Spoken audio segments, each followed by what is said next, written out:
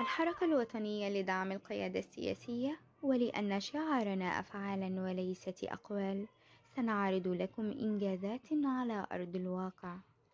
ومشاركة الحركة الوطنية لدعم القيادة السياسية ومؤسسة اللواء العربي الإعلامية التنموية في تجديد مدرسة آهلة للسقوط في إحدى القرى النائية بمحافظة القليوبية.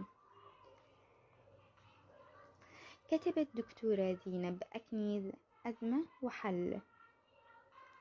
إشكالية التعليم في المناطق النائية. لا يزال مشكلة التعليم في المناطق النامية موجودة ومستمرة، بل ومن أهم الإشكاليات التي تواجه القرى والمناطق النائية هي غياب جميع الخدمات عنها.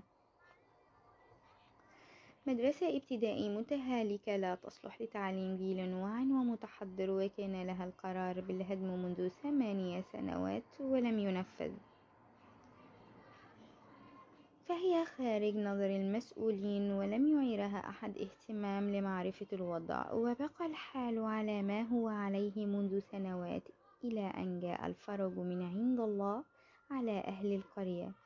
فالحركة الوطنية ومؤسسة اللواء العربي قرروا أن يساهموا في حل الأزمة القائمة،